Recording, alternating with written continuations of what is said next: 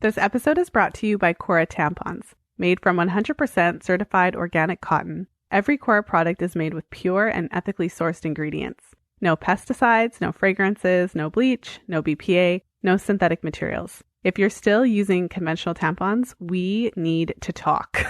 You don't even know what you're putting inside of your vagina. Head over to fertilityfriday.com/Cora today, and you'll receive your first month supply free of charge.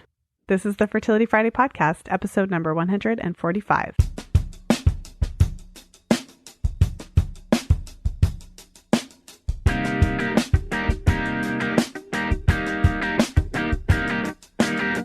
Welcome to the 145th episode of the Fertility Friday podcast. Thank you for joining me today. I'm Lisa from fertilityfriday.com, and this is your source for information about the fertility awareness method and all things fertility. In today's episode, I'm excited to share my interview with Melissa Turner. And in today's episode, we are talking about endometriosis. And it's a topic near and dear to my heart, having spent several years of my own life, experiencing just ridiculously painful periods. My heart really goes out to any woman who's listening, any woman at all really, who's experienced painful periods. So not all women with endometriosis experience pain with menstruation, but many do just because of the nature of the illness.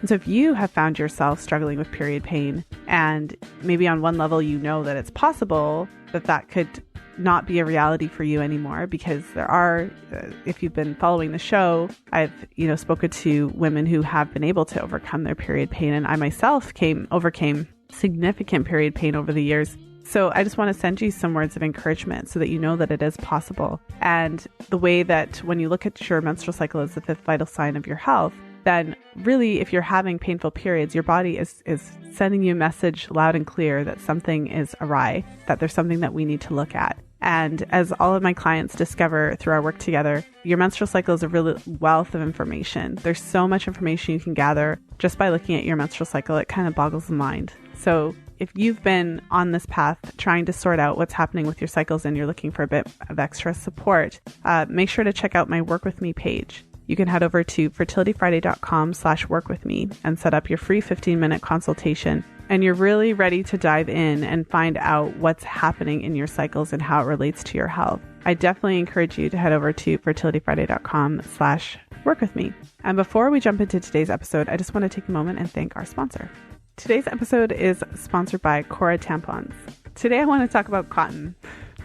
When you think about cotton, I don't really think about cotton, but if you use pads and tampons, you probably should think about cotton. Cotton is actually one of the dirtiest crops in the world. If you think about it, it makes sense because, we don't eat cotton. So then there would be no reason, quote unquote, for the growers to be mindful of that and to really try to reduce the pesticide exposure. So because of that, cotton is one of the dirtiest crops in the world. The pesticides and insecticides applied to conventional cotton not only, contaminate the cotton itself, but they also contaminate the water systems and the soil in the environments that they are produced and grown. And so not only is it toxic to us when we put those non-organic cotton products inside our vaginas, but it's also, poisoning the animals and the ecosystem in the areas where these are grown. So one of the great things about Cora is that their products are made with 100% organic cotton. So no pesticides, no synthetic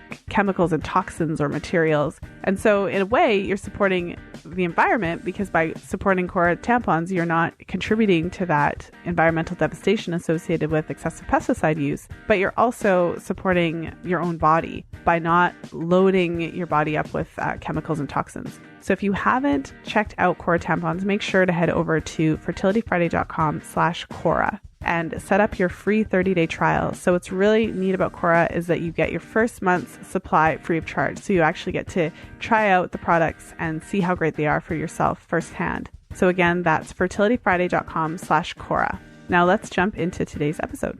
And today I'm very excited to welcome my guest, Melissa Turner, to the show. Melissa is an expert on endometriosis and women's health. She is incredibly passionate about changing the lives of women with endometriosis and is saddened by how so many women are being restricted by that condition. She knows that there are other ways to treat the condition beyond surgery, hormone treatments, and painkillers. And having overcome stage 4 endometriosis herself, she is a guiding light for women with endometriosis who are keen to use a natural and holistic approach. So as you can imagine, in today's show, we'll be talking all about endometriosis, what causes it, what the symptoms are, and a lot more. So without further ado, welcome to the show, Melissa. Oh, thank you so much for having me, Lisa. So excited to be here. Thank you so much for coming on the show. I'm really excited to have the opportunity to meet you. And you live in New Zealand, is that right?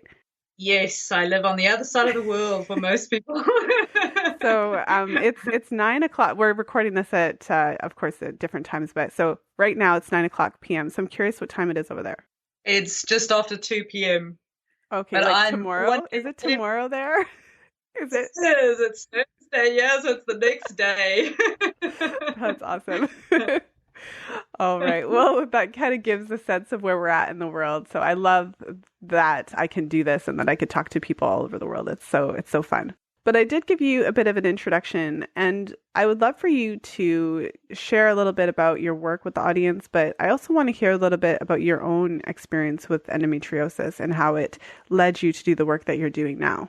Yeah, so it probably makes sense for me to start with my own journey because that's really how I evolved to do what I do.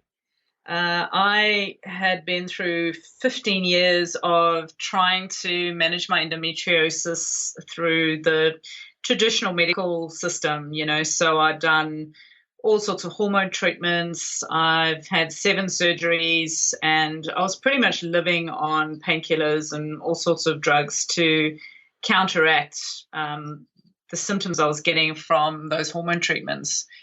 And I was just not a very happy girl. I was, in a lot of pain a lot of the time. I recall spending an awful lot of evenings lying on the floor in the bathroom, just either from being sick or just being in pain or, waiting for painkillers to kick in or just, really in a sorry state and not knowing how to move forward, just feeling really trapped by having the condition, having gone to the best surgeons, the best specialists I could find and being told over and over, well, your options are limited. We can give you these hormone treatments or, if the pain gets really intense, you can have another surgery, but here's some more painkillers, that was much it. And, it's a very hopeless feeling to not have any other choice. There are actually a lot of women who with endometriosis in the younger years who end up committing suicide, and it's debatable as to why that is. I mean, I don't want to say that it's just because they have endometriosis and feel that way, but, being on the pill and sort of being told over and over again that there's not much you can do, you just have to live in pain, I can imagine would not, go far from contributing to those feelings of, just not wanting to carry on. I certainly felt that, especially in my younger years where you perhaps don't have the same insights that you might develop, as you get older. But I was diagnosed at 19. So, and it's a very trying time, you're sort of not sure of yourself. You don't know who you truly are. You're very influenced by your friends and your, sort of that sort of environment. So when you're then restricted in terms of not being able to drink as much as everyone else and, not feeling well a lot of the time, people often just don't understand, and that can feel very isolating. So that was sort of my, I call it my Endoempowered sort of journey. And then after that, I got to a point after the 7th operation where I just said, look, I don't want to do this anymore. I was tired of really just, going through that, because going through operations is not an easy feat. And it's for me, it was taxing both emotionally and physically. And just decided something had to change. And that's when I started my website. It was just a blog. Mm-hmm. And I started this back in 2010.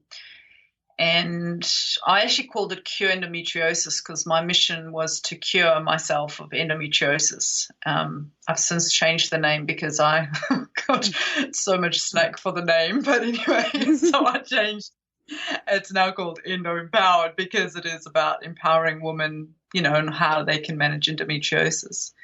And through that blog, I basically used it a little bit like a journal, I guess. I wrote, articles every day, things I was trying, methods I'd tried, dietary choices I'd made, supplements, anything that I could sort of lay my hands on that came across, somebody would recommend or I'd find on the internet or anything. I just recorded it and shared that knowledge. And through that, I developed a following because women started to, share their own experiences, share what results they might have had trying something, and it grew and developed over the years. And now I've gotten to the point, sort of 2016, I don't have pain anymore. I don't have symptoms anymore. I can have a period and, not even notice particularly that I have a period, which is an amazing feat considering how much I used to suffer with them. And I want more women to know about that. I want more women with endometriosis to know that, what you eat and how you move your body and, how you think and what toxins you might have in your body, that all influences how you feel, and not to dismiss any of it because ultimately that's the environment you put your body in. So it'll respond accordingly. So that's what Endopower is all about. We use a technique I developed called the REACH technique, which essentially stands for, so each letter stands for an element of healing. And R stands for replenish, which is all about really nourishing the body and how we look at what minerals or vitamins may be deficient in your body and how, different diets can support or take away from managing your endometriosis. Then we look at E, which is exercise, and how different forms of exercise are either beneficial or not so beneficial for endometriosis. And really looking at sort of the 3 target areas that we look at with endometriosis, and that's reducing inflammation, supporting hormone balance, and looking at the immune system. So there's a big component with endometriosis around immune health and boosting the immune system. They basically established that there are these cells called NK cells. And what these cells do is they look for rogue cells in the body. There's a lot of research around NK cells, particularly around cancer. But they found that with women with endometriosis, these NK cells are low in most cases. So what we do is we look at, well, how do we boost these NK cells? How do we support the immune system, particularly with those NK cells? And you can do that with diet. You can do that with exercise.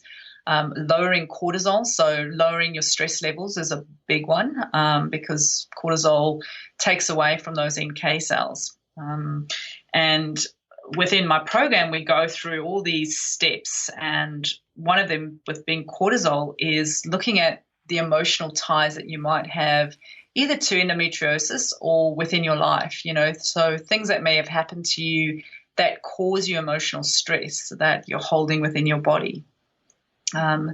There's a lot of correlation with elevation of stress or feelings of stress and belief systems that you might have about yourself, so believing, for instance, that you're not good enough might cause you to overwork yourself or, overstress about something that you produce because you're never going to feel that it's good enough. So you keep working harder or, there's this constant need to prove yourself over and over again. So we look at releasing a lot of those emotions and freeing a lot of those emotions. And then the C part is all around cleansing. So there's a connection with endometriosis and particularly dioxin, which has been shown to actually trigger endometriosis in monkeys. So they did a nasty test on these poor monkeys where they basically dioxin is found in Roundup, and that's pretty much what they spray on most crops. So if you're eating sort of mainly commercialized food, unfortunately you're getting your fair dose of dioxin.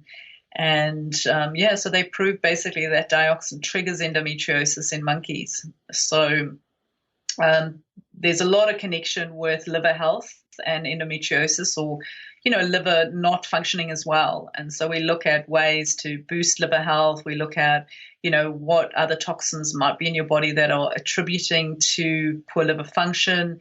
Rather than just looking at hormones, we look at, well, why are the hormones out of balance? And that comes back to making sure the liver is able to flush out any excess hormones that we don't want. So that's pretty much REACH. And then, the H stands for help and support, because really, sadly, endometriosis, women either don't know what it is, or if they do, there's just not that much awareness. So women find it really difficult to talk about and share their experience with it, or to be open about it. It's, because it relates perhaps to menstruation and blood and, all those kinds of things, women just don't want to talk about it. And having a space where you can feel supported and know that other women are going through this is a massive, massive part of, the healing journey. So that's why the REACH technique includes the help section. So that's pretty much what we do, and this is the program is based on the REACH technique, because women, go through it step by step, and they basically provide for their body one step at a time. So, you don't sort of jump straight into the cleanse portion when you haven't got, your body isn't nourished properly. It hasn't got, the right tools to support itself during that time. So it goes through those steps in that order. Okay. And so I think I wanted to make sure I have all that acronyms. So replenish, exercise. What was A? A stands for affirm. Affirm? Yeah, affirm. So like affirming, belief in yourself, affirming love for yourself. And it comes down to, looking at your emotional health and releasing any negative thoughts that you might have about yourself or your body. So replenish, exercise, affirm, cleanse, and help and support. Yeah. Thank you for taking us through that. You touched on so many important points with respect to endometriosis. And so I guess throughout the interview, we'll unpack some of those. And I wanted to actually start by talking about the pain aspect of it. It really struck me when you said that women with endometriosis have a higher rate of suicide. And then when you were talking about your own experience, I find that when we're sharing our stories, we're sharing basically an experience that spans over 15 years, you said? Yeah. Yes. So we're sharing an experience that spanned over 15 years of your life, and we're sharing it in a couple of minutes. But I know the gravity of the situation, 7 surgeries, endless hours of pain that you experienced. So, not to dwell on that aspect of it, but so many women are experiencing this right now. And many of the women who are listening may have just gone on iTunes and done a search for endometriosis because they're just on their last straw, and they need to know something, right? People are just looking for an answer. So I would actually like for you to describe to the best of your ability the pain, what it's like, how long it lasted, and what those dark days were like for you. The pain varies quite a bit for women, but for me, it always felt like a tearing, pulsating kind of pain. The best way that I used to describe it to men, because sometimes, if you have a boss or you have to explain it somehow. And I used to always describe it as having really bad diarrhea, but you can't actually go to the toilet to let it out. Mm-hmm. And I know that's sort of gross, but that's sort of what it feels like. It feels like there's something desperately wanting to come out of your body. There's this pulsating feeling, there's swelling. Generally, women experience quite a lot of bloating, and you can't get it out no matter how many times you go to the toilet. And there's a lot of pressure. It's just this feeling of pressure, needing to go to the toilet often and not really feeling a sense of emptiness, when you do go, because it's like stuff hasn't been able to come out. Just a lot of bloating and swelling going on. The pain, it's very much like a pulsing, continuous pain. And for me, it used to come in waves. So it would come on if I was particularly stressed, like if, I was working in advertising initially, and, if my boss put any kind of time stress on me, I would notice instantly that it would sort of pulsate heavier. It would become this more intense feeling.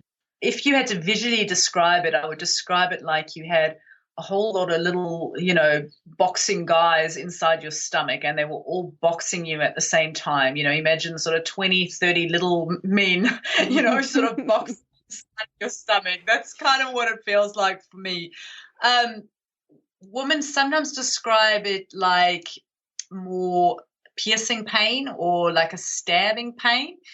So it depends a little bit on where it's located and, sort of what's happening, because the pain can come from different factors, so the way that I describe endometriosis, there's kind of two facets to it, I guess. The one side is you've got essentially cells that are dispersed that shouldn't be there. So they're sitting outside of the uterus in, cavities, generally outside of the wall of, your abdominal organs. So your bladder, your bowel, they can sit anywhere. And depending on where they sit is often dependent on how painful they might become.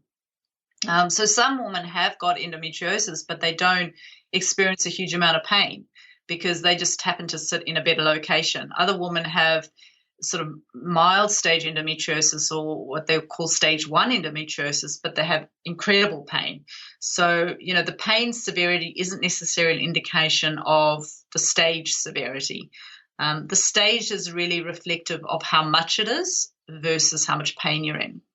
And the other side of endometriosis is the adhesions themselves. So what happens is these cysts kind of grow and develop, and over time they get sticky. And if you've had endometriosis, like if you've had any kind of operations, you'll get more adhesions. And those adhesions are like, the best way to describe them is kind of like, if you imagine your uterus is Spider-Man, and Spider-Man sends out, some cobweb to hold itself up, So if this is your uterus is trying to hold itself in your body and secure itself.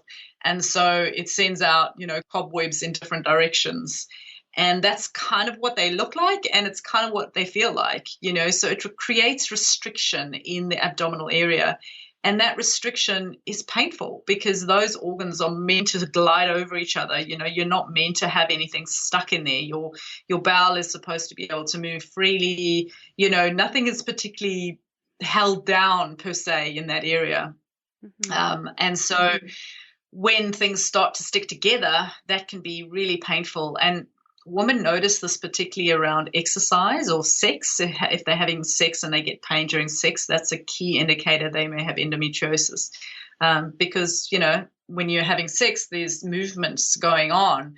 And if there's restriction, you'll feel that straight away. And with exercise as well, if you suddenly start running, you can imagine all that jolting and barring on, concrete or a hard floor, that you would feel those adhesions pulling on your organs. And that's incredibly painful. So there's sort of those two aspects to endometriosis. And, there's different approaches. So the way that, we look at endometriosis is more the cysts themselves, and looking at, well, why are they there? Why are they dispersed? How can we reduce that? Is it an immune function that we could boost? Is it inflammation we can lower?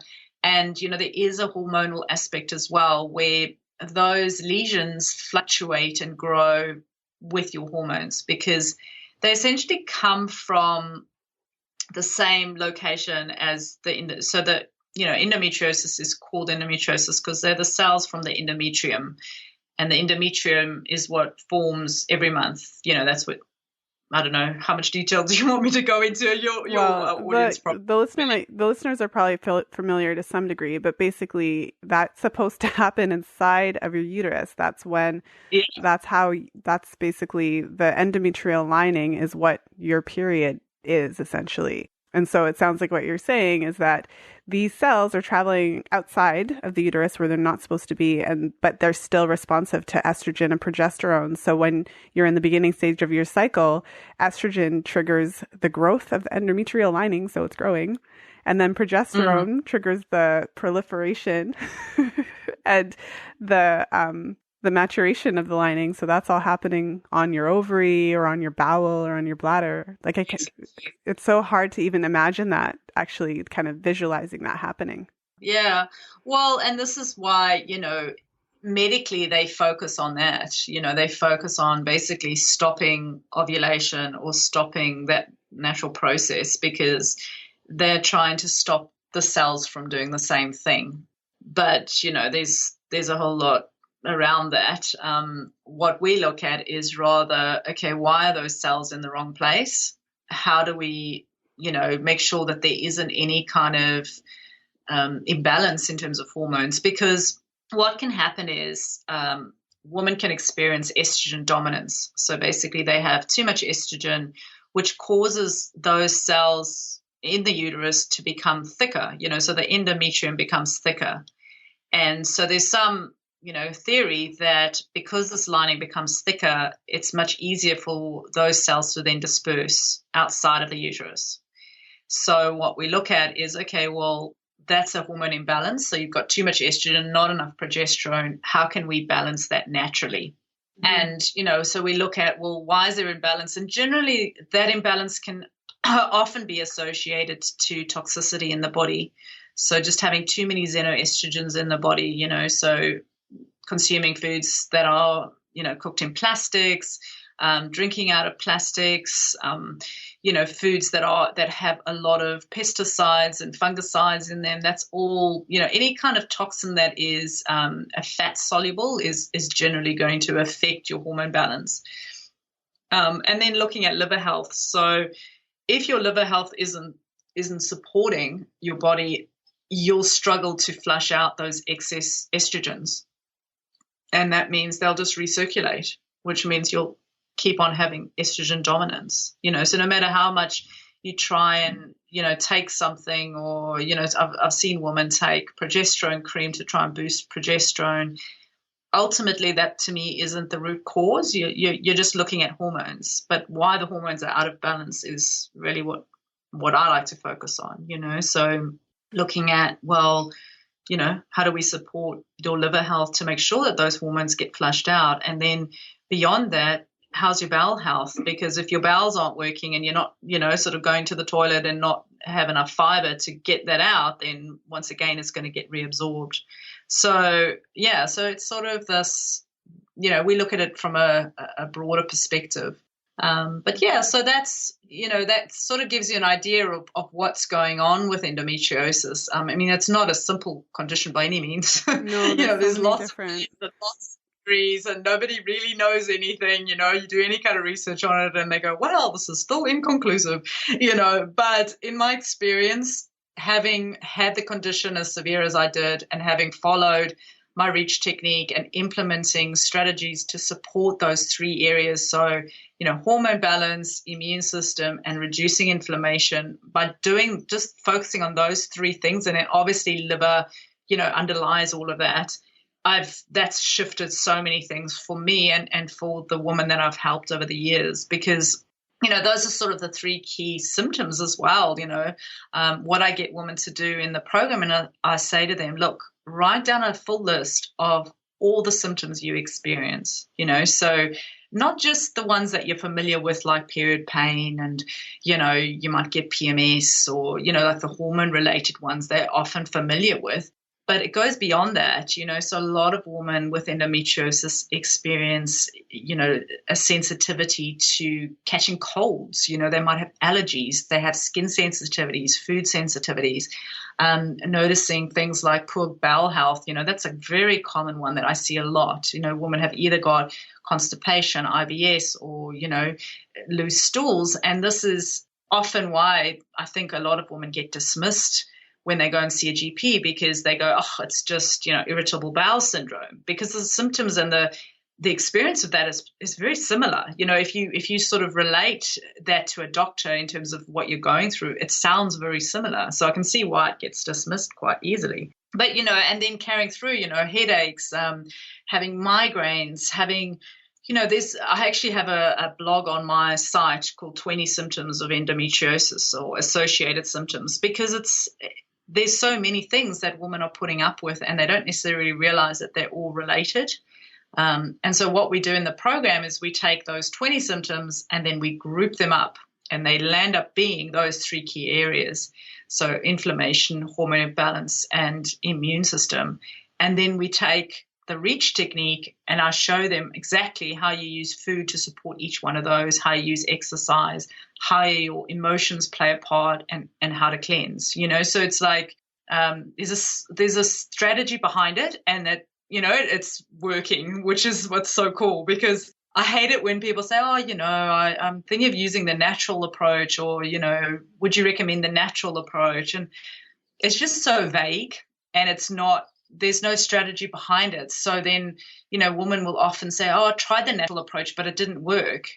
It's like, yeah, what did you do exactly? I got some supplements from the health shop and took them for 6 months. It's like, yeah, okay, that's not, the big picture of it. There's a lot of information on the internet, and I think that it's really confusing for women because to a large degree, endometriosis is a significant complex condition, and so it's important to seek support. And of course, I wanted you to kind of talk about, the pain and to go through the symptoms, and so that we get a really clear picture of what's going on in the body, because it's a really big issue that the pain that women experience with menstruation is really, it's not taken seriously, it's diminished, or it's kind of just seen as this like little problem. And it's hard to imagine a situation where a man would experience pain to the point that he's on the floor curled up in a ball and can't function. And that would be considered acceptable. Yeah. And so, and the other thing is, because it's so common, a lot of women do experience a lot of pain with menstruation, and a lot of women don't know that it's not normal. So although it's common, it's actually not normal and not okay. And then if you are experiencing pain like that with menstruation, or in general, that's a really big problem. And I guess, and when you were describing your experience of it, I thought about my experience with menstrual pain and how I used to describe it. So I used to describe it, and it's like not a pretty description, but it's the truth. But I would describe the pain as if someone actually reached up my butt, like in my anus, and squeezed. That's how I would. That's how I described my menstrual pain. That's a very good description. Yeah, but that's what it felt like. And so but that's serious, right? Like, it's a really serious issue. And so where I'm going with this is, because of the way that our culture, our society looks at menstrual pain, would you say that endometriosis is an underdiagnosed condition? Oh, definitely. Yeah. There's just so little awareness, and women they do shelter themselves from sharing. And period pain, it's like, it's so normal. You see ads on the telly all the time. Oh, yeah, just get some Avril. If you got period pain, just take something. It's just considered normal. And, it's like women, when I wrote that article, actually, the 20 symptoms of endometriosis, I had one lady comment, and she said something along the lines of, I don't see how you can claim that this is endometriosis. All women experience this. And I sort of wrote back and said, that's really concerning. If all women believe that this is normal, this is really worrying. We should not be experiencing period pain every single month. There are the occasional months, where you're having a particularly stressful month, or, maybe you did something physically or something like that where you might experience a little bit of pain, but it should certainly not knock you out. It should certainly not inhibit your life in any way. My period pain used to be so bad I could not go to work for 2 days. I was literally on the couch or sleeping in those 2 days. It was just not possible for me to even consider driving, because I was so out of it, and not out of it just from taking painkillers, out of it from the pain. Like, the pain actually almost numbed my brain. It was so intense. So, yeah, there's not a lot of awareness around it, and women don't like to talk about it. So, it becomes quite challenging to get it out there. Well, and you had mentioned a few different things, and I just wanted to, for the listeners who are wanting to delve a little bit deeper into liver health, and that just the idea of supporting your liver and understanding how important of a role that the liver plays in your body, especially when you're exposed to different toxins. I did an interview with Lisa Leger, who's a Justice Holistic Health practitioner, so one of my colleagues, and it was a really great interview where we delved into that topic. So I'll encourage listeners to kind of head over there to the show notes page and link to that if it's something that you're wanting to hear more about. And also, I've done an entire episode on xenoestrogens, and I think it's really important to get a sense of how much and how many chemicals that we're exposing ourselves to every single day. And a lot of people just don't know because they've never been told. So it's kind of like an onslaught against our hormones, really, from our cleaning products to our beauty products to the air outside.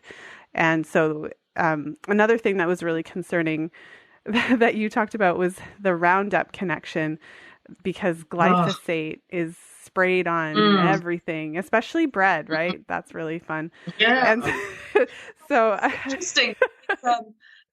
Gluten was one of the first things that I noticed a huge shift when I cut out gluten from my diet. And, it's the first thing that we recommend in the program, to cut out gluten. And a woman often asks me, well, why? I love my bread. And, how can you make me do this? And blah, blah, blah. And I say to them, actually, it's not even just about the fact that they've hybridized the gluten. It used to be a small little, like a totally different plant. And now they've, changed it. So there's a lot more gluten in the actual wheat plant.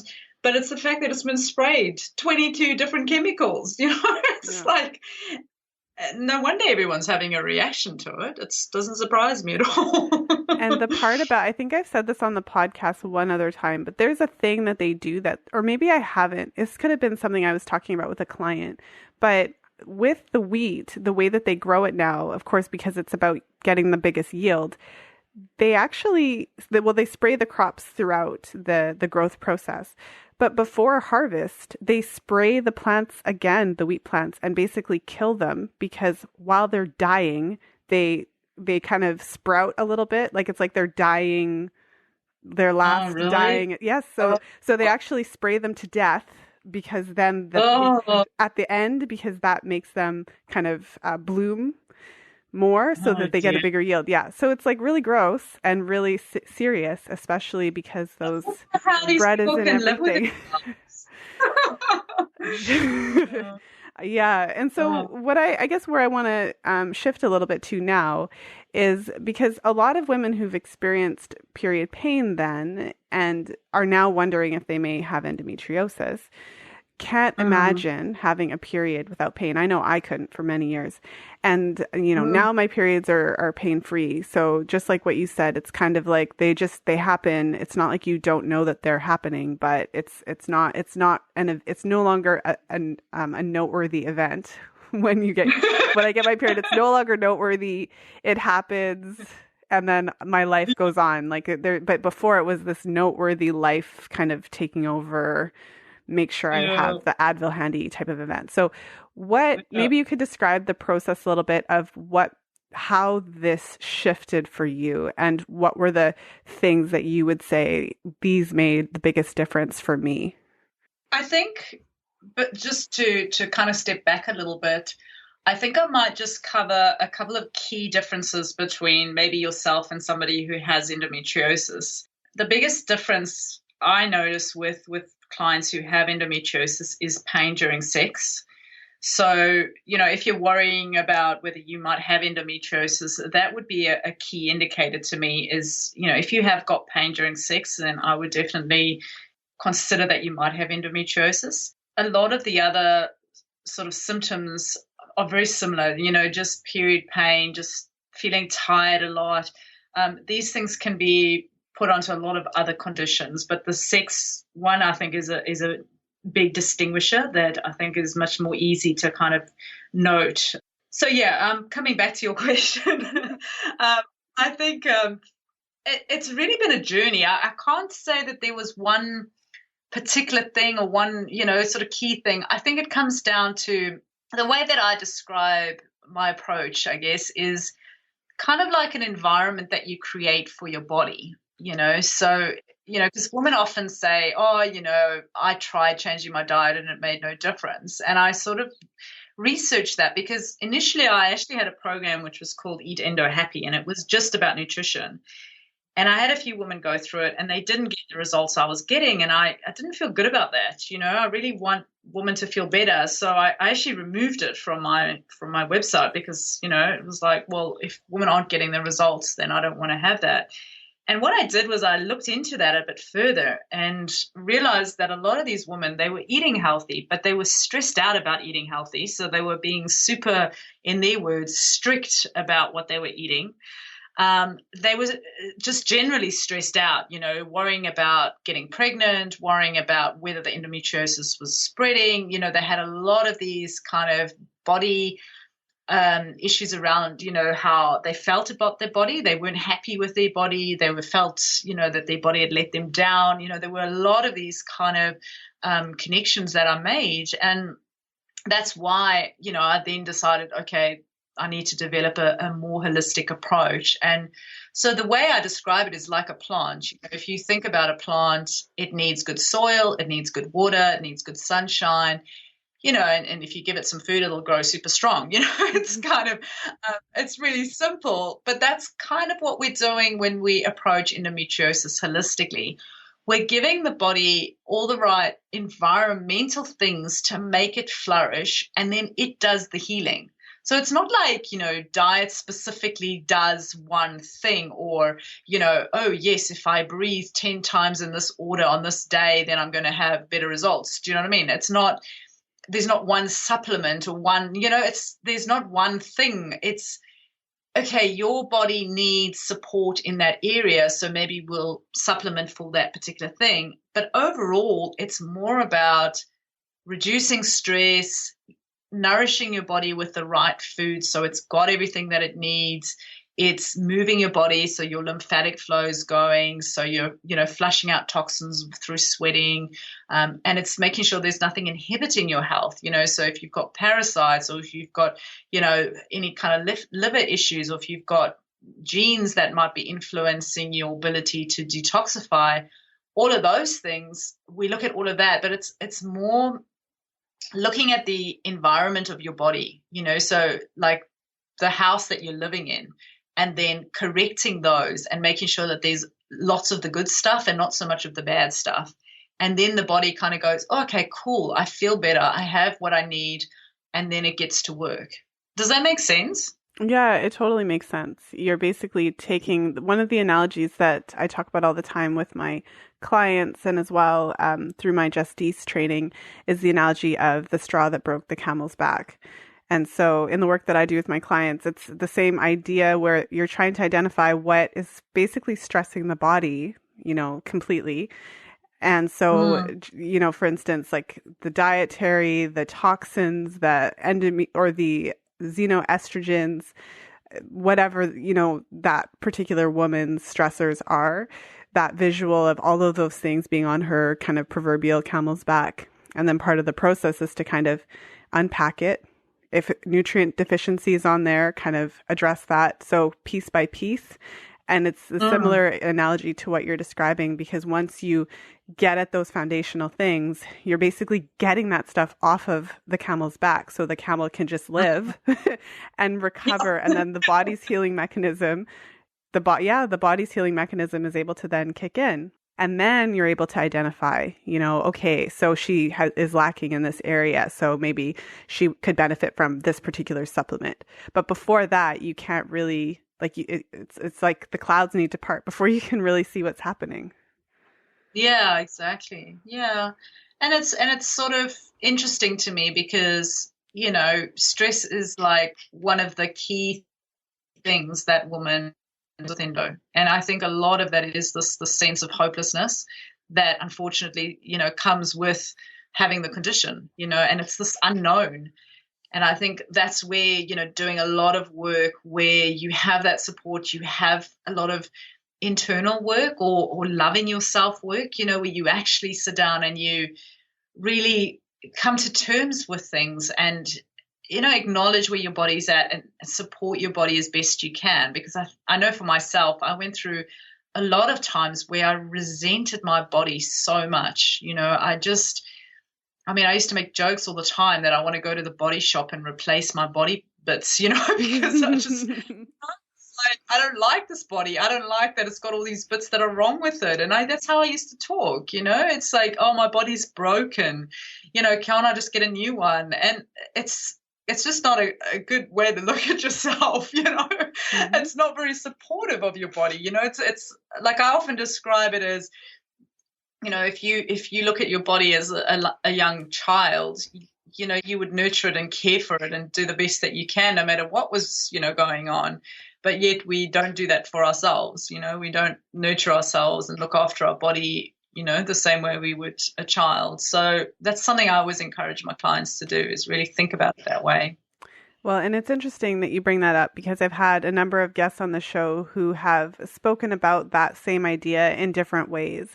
And especially with respect to fertility, then if a woman has had this negative, tumultuous relationship with her reproductive organs throughout her whole life, and then she gets to a stage where she's trying to conceive, that whole emotional connection where you think of your body as broken and that there's something wrong with you, and even that there's like, you think it's disformed, my uterus, there must be something wrong with it. All of those type of emotions can affect your whole, like that whole relationship with your body then can have some degree of effect on your fertility.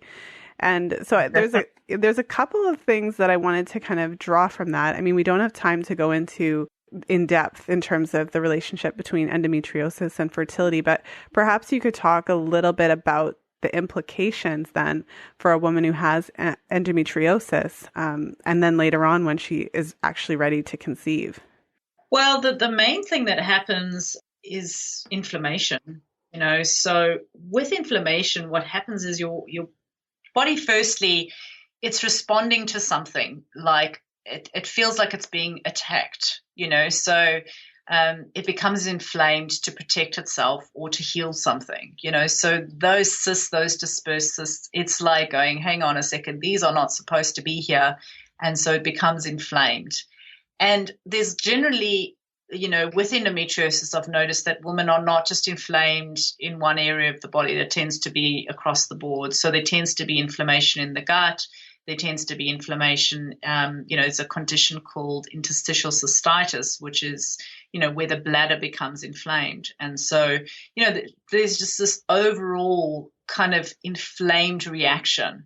And I have a friend who does a lot of work around these kind of emotional things, and he describes it as, it's a response because there's something about yourself you're not happy with. It's this response of like inflamed or anger with self. That's how he describes it. And I can really see a lot of these correlations. But with that inflammation, this can make it quite challenging for fertility, because the fallopian tubes can become inflamed. Obviously, you've got dispersed cells in the wrong place, so they can land in the wrong place and cause blockages.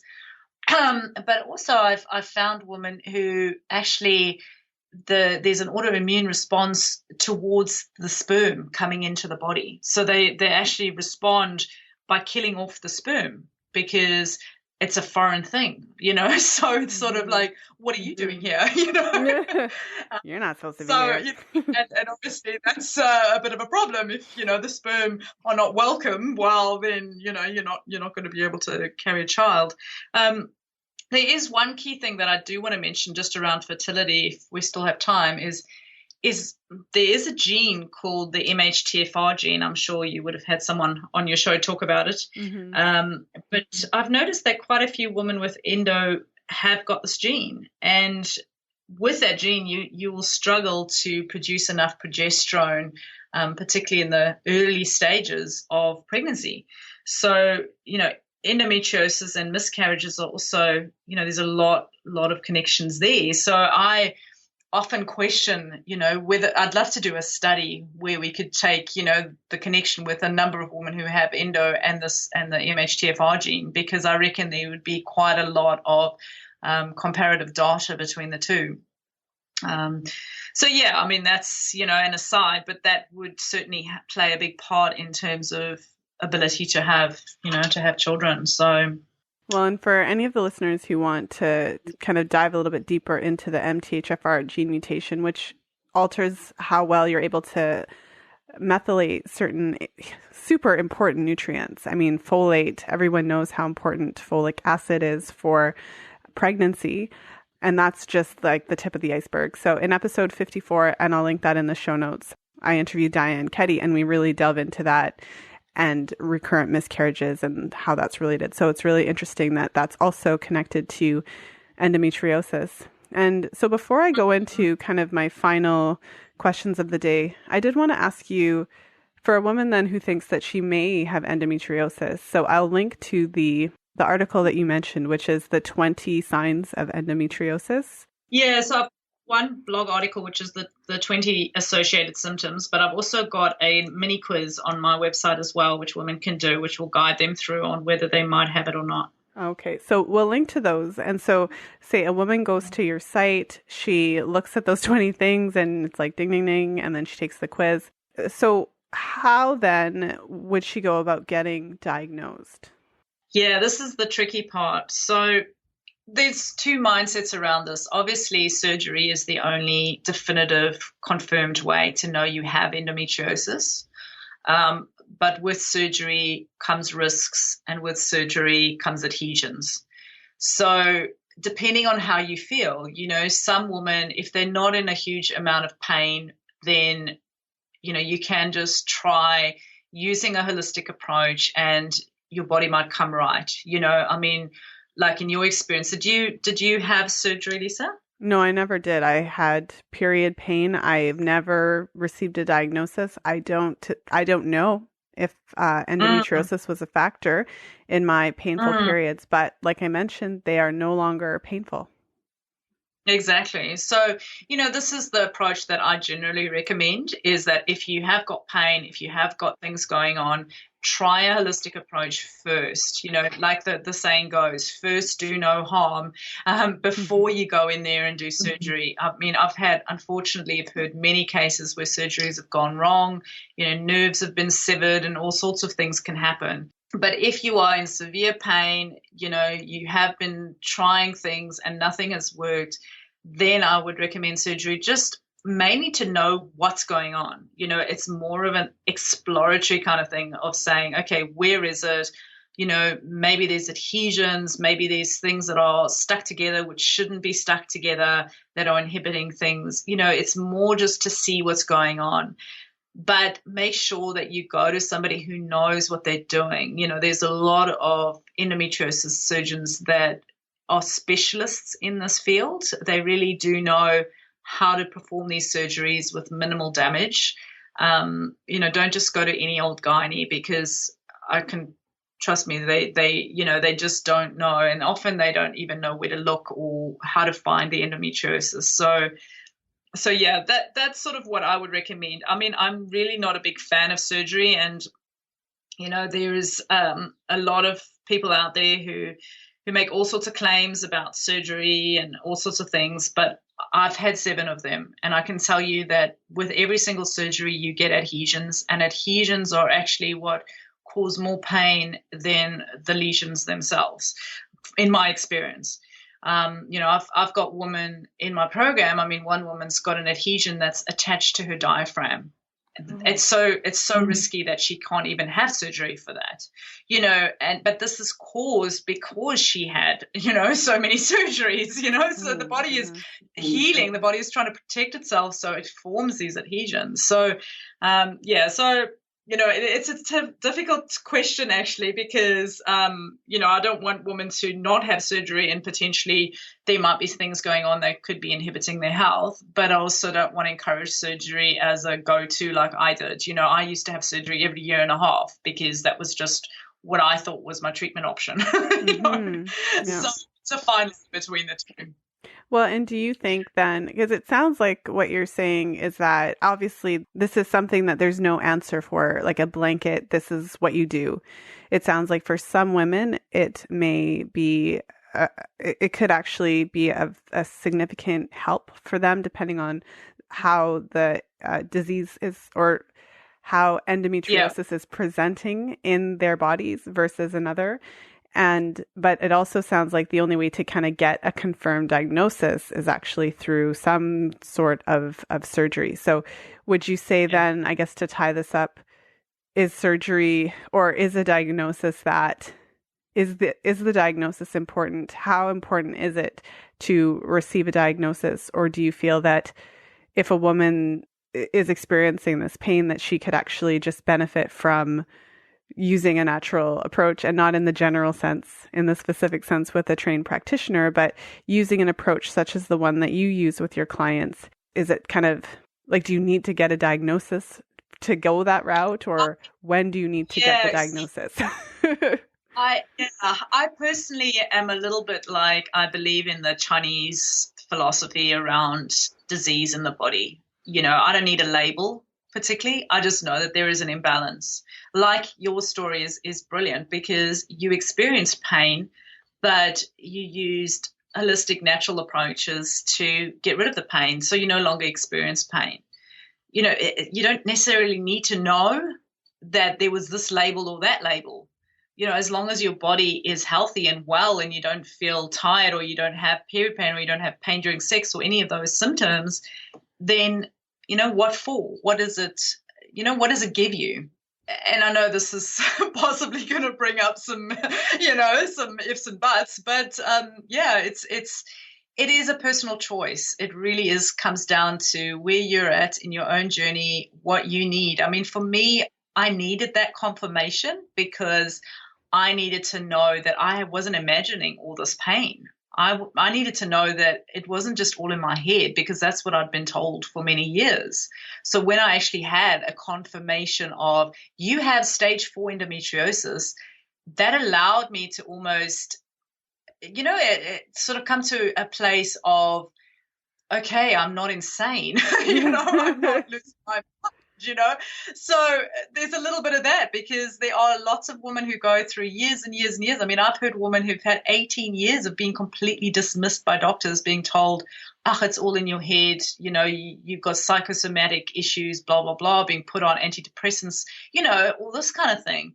So it really depends on a woman's journey. And I don't want to stand in one way or the other, because it really is personal. But I just want women to be fully aware of making an informed decision, so know what is really involved when you have that surgery, know the risks, know what's really involved. I mean, this is the trouble with when you get the surgery, you get the diagnosis, but with that, you also get a gynecologist who will inevitably tell you, you need to go on a hormone treatment or you need to go on the pill, and they put you into that position of fear and making decisions based on not so much on listening to your body, and so this is where I always find the conundrum as well, because obviously that's not what I encourage women to do. So, well, on a side note, it makes my blood boil, even the thought that a doctor that this is still happening, that doctors are telling women that it's psychosomatic. So I'll just let that one pass. I'm not going to jump on that. Just let it pass. Yeah.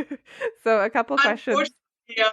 Yeah, I hear it every day. I hear too many cases, and still, huh? And so, like the fact that it's like 2017 now. That when this episode is released, it'll be 2017. But that doesn't make a difference. Like, this is still happening. Women are still being told that it's in their head. Yeah. What annoys me actually more than that is when I hear of a 22-year-old woman who's had 10 surgeries and is now having a hysterectomy. For the love, that annoys me. I can't even deal with that, because there's no concept of the preservation of fertility with these women, right? If you have 10 surgeries, how is it possible? That really impairs your ability to conceive in the future. I mean, that's a really significant, even if you have the most skilled surgeon. I mean, anyways, that's a whole other rant that I could go on. So I'll try to keep the rant in the box for now. Go on a rant at a later, to be announced in a future podcast. I'll have you back on the show and we'll just rant. The whole time. We'll just call it rant. Yeah. But a good rant is necessary every now and then, just for the record. Yeah. But with that being said, it's probably a good segue for my next question, which is, what would you say is the biggest myth about fertility that you would like to see corrected? Oh, that you can't get pregnant when you have endometriosis. I do hear that one too. Or you have a low chance or a 25% chance, or, I've heard women who've been told they've got a 10% chance and they still get pregnant. It is possible. And I don't want women to feel that just because one doctor once told you 10 years ago that you can't get pregnant, then that's it. Find someone who'll tell you can. Because there are people out there that will tell you can, and it is possible. I mean, I've seen it. I've seen women who had, the fallopian tube was blocked.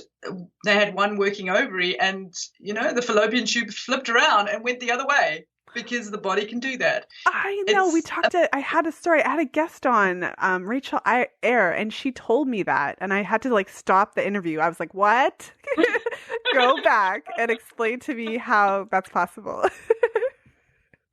Yeah, it's, the body is amazing. I mean, I've been studying natural medicine, and I'm always fathomed by how everything fits together and how everything works. It just blows your mind when you actually start researching how everything works. And the fact that we, in the medical community, that they have such an ego that they actually think that they can work this out and that they can manipulate it is just amazes me that people could even think they could.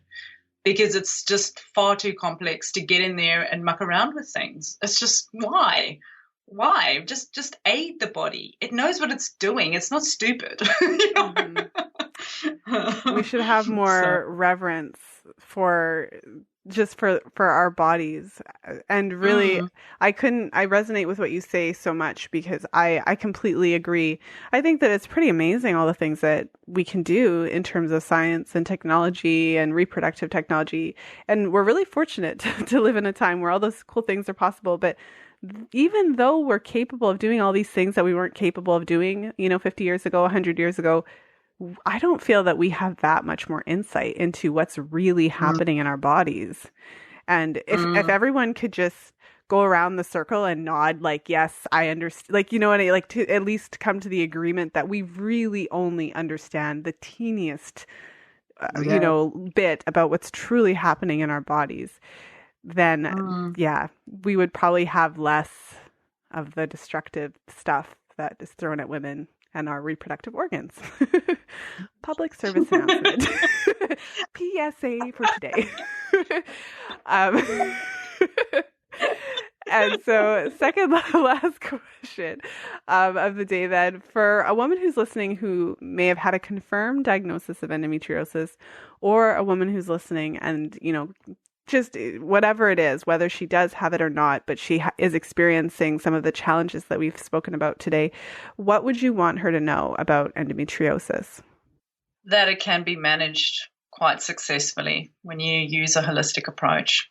Okay. There really is another option out there, and it's incredibly effective. I'm blown away. It's taken me 5 years to get to where I am. And when I launched my program last year, and I had, women sign up to it, and I didn't expect them to get results that quickly. But some of these women, they are blown away. There's one lady who wrote in the other day, and she said, I can't believe I've had another pain-free period. I'm starting to think something strange is happening. I said, well, can't you celebrate it? And she's like, yeah, but it's all different. It's not heavy. It's not clotty. It's normal. I'm like, and it's so amazing to me, because I really thought, this is why the program is a year long and you get lifetime access, because I don't expect women to get results straight away, because, a lot of these women have been on hormone treatments for years. They've, been through the mud with this condition. And I know I had, and for me, it took a lot longer than that. So, it's so nice that the research that I've created and everything that I've put together is making a difference. And that's why I do this, because it's like, wow, this stuff actually works, and it's logical that it would work. But, part of me was kind of going, it's so simple, but it works. It's sort of this kind of a little bit of like, could it really be that easy, you know? So, yeah, I mean, I think with a condition like endometriosis, one tends to think, oh, you need something fancy. You need something, some amazing miracle drug out there to fix this because it is so complex. But actually, that's not what you need. All you need to do is support the body. The body doesn't know what it's doing. And I think that's the key message that I want to tell women. It's like, just trust in your own body. Knows what it's doing. You just need to support it. And, you can do that. Just use the right things to do that, and it'll help you. It'll get there. So, yeah. Mm-hmm. Well, and last question of the day. So just given our discussion, everything we've talked about, what is the one thing that you'd want our listeners to take away from our conversation? Oh, I don't know. Just look after yourself. Look after your body. Just put yourself first and respect yourself enough to recognize when something isn't right. I know I didn't listen. I suppressed so much. I mean, I used to just drink every weekend, take painkillers all the time. I just didn't want to confront anything, just push it down, hope it goes away. That was my mindset. And I think I didn't want to deal with it. And I think that's where, and maybe it's coming from a place of, I didn't really love myself that much. I didn't really, didn't respect my body that much. So I just wanted it to go away, and I didn't really care. And I think, but I think women can, if they can come to a place of going, I'm going to put myself first, I'm going to put my health first. And if you go and see somebody and it doesn't feel right, walk out. You don't have to do what these people tell you. You don't have to put up with these treatments if they're not working for you. You have a choice. It's your health. It's your body. And I think, you need to stand up as a woman and say, no, this is not right. It's not good enough, and not just put up with stuff all the time because you don't want to be rude or disrespectful or, oh, he's a doctor. It's just, no. I mean, I've walked out of doctors' offices, obviously, where I was just like, I refuse to be spoken to like this. Like, who do you think you are? So I think women need to kind of get a little bit of that, feistiness out and, stand up for yourself. So, it's true. Yeah. The medical system's set up in a paternalistic way. So then it sets you up for this weird dynamic where you're really not up. Like you should kind of be like a partner with your health provider, like partnered in the process. But that's a whole other podcast, and it sounds like I have another rant coming on. So before I delve down that hole, I just want to thank you so much, Melissa, for being on the show. It's been a really great opportunity to have the chance to connect with you, and I really appreciate the work that you're doing and to support women who have endometriosis, and it's such important work. And in the work that I do with clients, I'm sure you find this as well, it just feels like women are not being taken care for in the way that they should be. And have you ever had that sense where you think to yourself, why is it that I am the one that is extending this level of care to women? Have you ever had that thought where you're kind of like, this is a huge hole in the system if women are slipping through the cracks and no one's taking care of them. So it makes me really happy to know that there's, women like you in the world who are really trying to make a difference and supporting women, because there's a lot of women suffering out there. And I'm still struck just by what you said, the comment about suicide. And I keep bringing that up because I just think to myself, I mean, if that isn't serious, then what is? These women need support. I know, and it's so sad. It really is so sad that there just isn't enough out there to support these women. There's just not enough care. I mean, just the basic support is not there. Yeah. And that's really what I think is, the first step, right? Is just, being able to share and being able to speak and being heard. It's like a really basic fundamental thing that we all need, so. Well, and it's so sad because it's like, when was the last time that you went to the doctor and your doctor asked you, how are you sleeping? What are your stress levels like? What are you eating? Like, when was the last time that it even happened? So, so then it's up to us. It's up to you and me, Melissa, to support women through what they're going through. We're going to change the world. Yes. Okay, onward and upwards. Okay, well, so for our listeners who want to learn more about you and your programs and what you do, where can they go to get more information? So they can visit me at endoempowered.com. And I've got a free Kickstarter program, which is basically takes women through my reach technique as an entry level. So you get an insight of how it all works, and it's a free little course they can do. There's also over 500 articles on there, and they can just use the search button and search anything. So if there's topics that I brought up today and you want to know more, like the liver health or anything like that, you can just type in liver and you'll get a whole lot of articles about that. And I've got my program, which is probably launching around about now. So you can check that out and register your details. It's endowellnesstechnique.com, and it'll guide you through a personal invitation on the program, see if it's a good fit for you, where you're at right now. And hopefully we can welcome you into the program, support you through your own journey with endometriosis. Okay, well, thank you so much for being here. It was really great to have the opportunity to connect with you. Yeah, it's been absolutely amazing, and hopefully we can do it again sometime. Yes, for sure. Thank you for listening. If you enjoyed today's show, please share it with a friend. You'll find the show notes page for today's episode at fertilityfriday.com/145. I hope you enjoyed my interview with Melissa Turner. I think you could tell that I was probably having a little bit too much fun, but honestly, it was just a great opportunity to chat with her. I really love her philosophy and the way that she talks and educates about endometriosis and really focuses on the different ways to actually support the body and to kind of invoke your body's natural healing mechanism. It was really great to have an honest and open conversation about endometriosis, about the pain that is associated with it.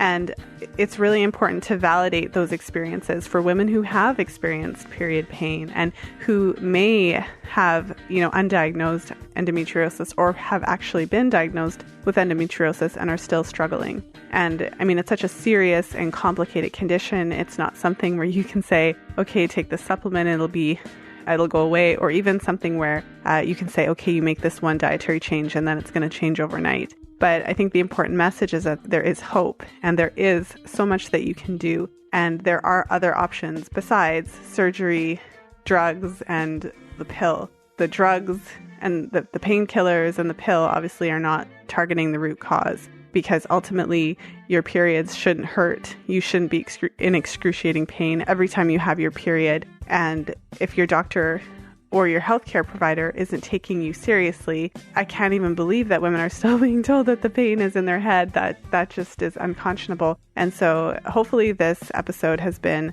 a source of inspiration, a source of hope, and also information. So I just want to thank you again for hanging out with me today and tuning into the show. And if you're wanting to jump into the Fertility Friday community and talk more about endometriosis, fertility awareness charting, and a number of other topics that come up all the time, I would love to invite you to join us. So you can head over to fertilityfriday.com/community and you'll be directed to the Facebook group from there. So I'll see you in the Facebook group, and until next time, be well and happy charting.